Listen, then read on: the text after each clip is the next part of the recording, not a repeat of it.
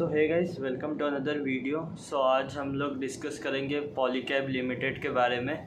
तो ये एक लार्ज कैप कंपनी है, लगभग 1 लाख करोड़ इसका मार्केट कैप है और ये जो है केबल्स इंडस्ट्री में आती है। तो कंपनी मेजरली क्या करती है, जो अपने ऑप्टिकल फाइबर केबल्स हो गए, बिल्डिंग वायर्स हो गए, ये सब बनाती है और इसे बेचती है। तो ये जो केबल्स एंड वायर्स वाला सेगमेंट है, इससे लगभग कंपनी का 85% रेवेन्यू कंट्रीब्यूशन होता है। ठीक है, तो जो टोटल रेवेन्यू हुआ उसका 85% आ गया केबल्स एंड वायर्स के इस सेगमेंट से। 9% आता है ईपीसी से। ईपीसी मतलब कि जैसे गवर्नमेंट हो गया या प्राइवेट प्लेयर हो गया या कोई भी जो ये कंपनी को जो है ऑर्डर दे देता है कि इतने एरिया में अंडरग्राउंड वायरिंग या केबलिंग करनी है, या कोई भी जो प्रोजेक्ट है, कॉन्ट्रैक्ट है, वो इन्हें दे देता है और ये खुद से अपने हिसाब से इसे एग्जीक्यूट करके फिर बाद में वापस रिटर्न कर देते हैं। तो ये ईपीसी सेगमेंट हो गया, इससे 9% आता है। और बाकी का 6% जो आता है वो है एफएमईजी सेगमेंट से, जो कि अपना फास्ट मूविंग इलेक्ट्रिकल गुड्स।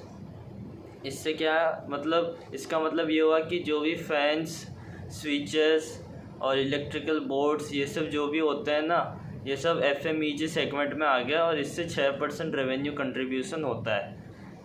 अब जितना भी टोटल रेवेन्यू हुआ उसका 94% डोमेस्टिकली आता है और जो अपना 6% है वो एक्सपोर्ट से आता है। और ये जो एक्सपोर्ट का नंबर है ये पिछले कुछ क्वार्टर से स्टेबल है, तो 6-7% लगभग एक्सपोर्ट से आ रहा है, बाकी 93-94% डोमेस्टिकली आ रहा है।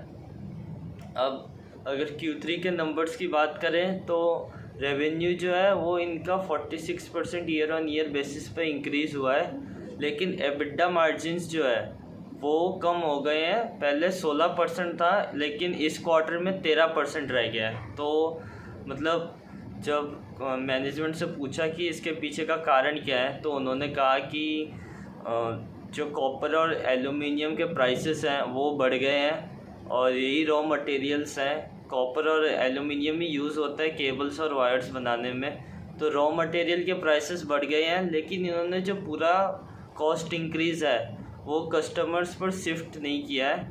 मतलब अभी भी जो कॉस्ट बढ़ा है उसका कुछ पार्ट कंपनी खुद बियर कर रही है। तो मैनेजमेंट का कहना है कि अगले 1-2 क्वार्टर तक ये स्टेबल हो जाएगा, मतलब जो इनका ऑपरेटिंग मार्जिन है वो वापस 16% तक आ जाएगा। तब तक ये जो पूरा प्राइस है ये पूरा कस्टमर्स को पास कर देंगे।